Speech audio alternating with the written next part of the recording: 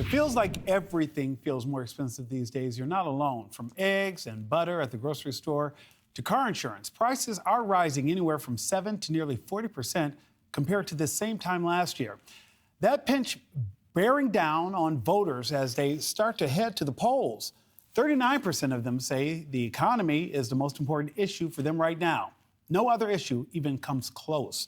Both candidates trying to tackle the economy on the campaign trail. Former President Trump coming out on top. Just over half of registered voters believe he would handle the economy better. Now the American dream comes with a price tag of nearly $4.5 million. Yeah, that's right, $4.5 million. Let's look at these costs over a lifetime, according to Investopedia. First comes the wedding, average $44,000. Next, the price of owning a new car adds up to over $800,000 over your lifespan. Raising 2 kids, well, that's another $800,000. Then you have home ownership, nearly $1 million over that same time span. Then, when you add annual vacations and pets, another $200,000. And for retirement, you'll need at least $1.6 million. Then we all have to plan for that final expense, our own funeral. That at $8,000. I'm joined now by personal finance expert Ted Jenkin, president of Exit Stage Left Advisors. Whoa, those are some big numbers. Where do we even begin? Is the American dream still achievable for most Americans, given the $4.4 million price tag we just talked about? Well, good morning, Nick. And no, it's not out of reach, but I think it does highlight how wages for Americans simply aren't keeping up with the cost of living. And this is why people are feeling a lot of anxiety. Remember, this number of $4.4 million, part of it is the American dream of what we say we need. We need a home. We need a car. We need health insurance. We need retirement money. But now it's coupled with, what do Americans want? They don't just want a car, Nick. They want a new car. They just want to retire. They want to retire comfortably, and they want fancier vacations where they go to Europe. And obviously they want to have kids and pets and all of that. So Americans really want it all. It's why this price tag in part is now $4.4 million. When I saw the $4.4 million, I thought that was anyone who owned a Frenchie.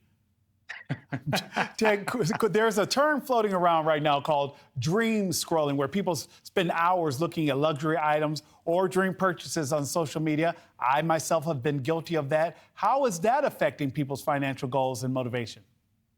Nick, it's pretty shocking now that people spend more than 2 hours a day dream scrolling. And really what this means is they're looking at the dreams of things that they want to buy or they want to own down in the future.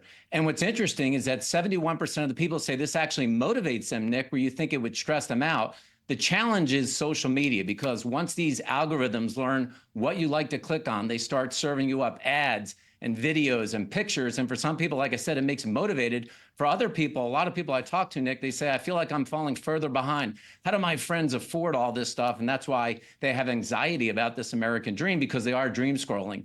Ted, before I run out of time, I do want to ask you, should people reshape that dream? And what's the best way for people to get started working toward their own version of the American dream?